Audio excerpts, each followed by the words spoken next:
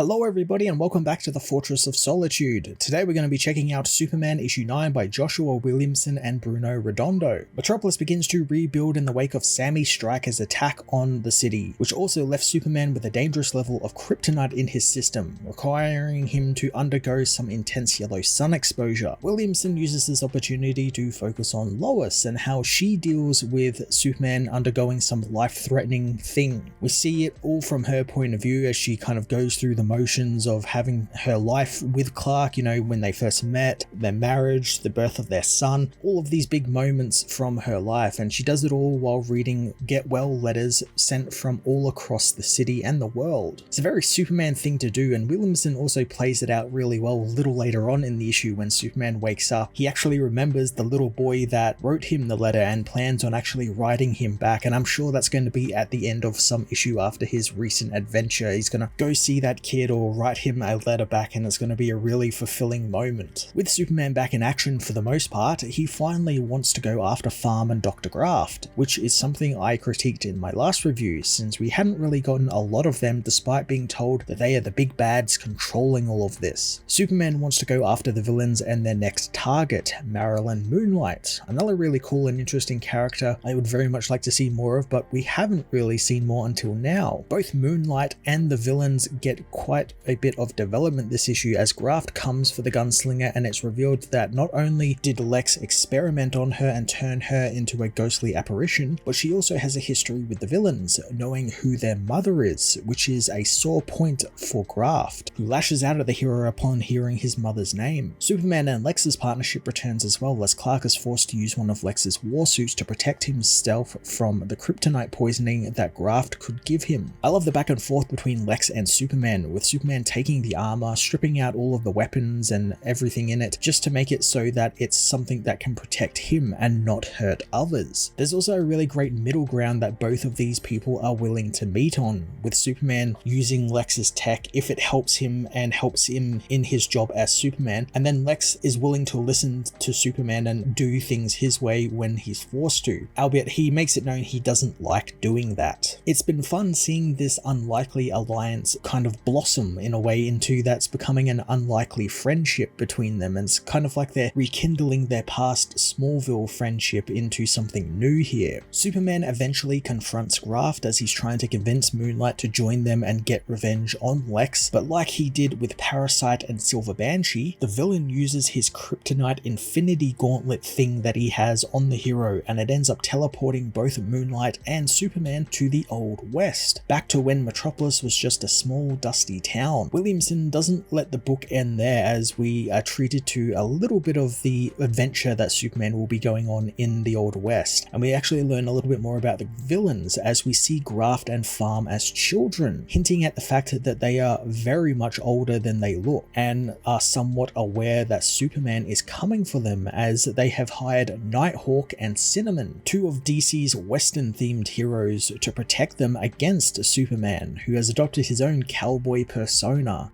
Dropping Superman into the Old West reminds me of like the comics of the 80s and 90s, when Superman would do stuff like this all the time, or like he'd go out into the universe and travel the galaxy, or you'd have stories where he'd get stranded on like a alien planet. It's taking him out of that normal element you see him in, which is the city of Metropolis, or the Earth, putting him in a setting that he does not belong in, that all his ideals are the complete opposite to what he is, so he's very much more of an alien in this world than he usually is. So I'm very much excited to see the Wild West with Superman in it, and who else could he run into? Hopefully we get a Jonah Hex cameo or something, especially since we've got Nighthawk and Cinnamon, two characters from DC's Western side of stuff that have appeared in Jonah Hex stuff before, so I'm intrigued to see what they're going to do with these characters and what else we're going to learn about Metropolis, since Metropolis has been dubbed the City of Secrets throughout this run, and I'm intrigued to see what other secrets the town has and how Superman Superman is planning on even getting back to modern day Metropolis. Is going to be a load of fun. Bruno Redondo joins the book for a few issues as the artist, and of course the art is just top tier as always. Much like Jamal Campbell, Bruno is made to draw Superman, and as has been a running thing through the issue, we also get a slew of new costumes along with the new artist, beginning with a cool new Superman armor and ending with Superman's cowboy costume, both of which fit Superman really well and are designed really well around his classic costume. Graft even gets a little bit of an update here with a cool new mech suit which springs forth from his wheelchair, allowing him to go toe to toe with Superman. The color hue change as well when we go to the Old West was great too, moving from the cool blues of modern Metropolis to hot sun-drenched browns and oranges of the Wild West desert. I can't wait to see what else Bruno does with the artwork in the Old West setting and who else might appear in the book, since right now we can go literally anywhere if we're going to the Wild West. Williamson begun moving his plot forward in some big ways this issue, revealing some much needed information about our villains that makes them even more interesting in my eye, doing some really neat Superman centric moments, all while teasing us with a location and time shift for Superman to deal with in the coming issues. I'm going to give this issue a 10 out of 10. Absolutely check it out, and if you haven't been reading this series, now is the time to jump on. We're 9 issues in, about to hit issue 10 in the new year. It's the perfect time to jump on just as Superman is about to become a cowboy. It's such an interesting run for Superman to be in, and I'm really looking forward to it.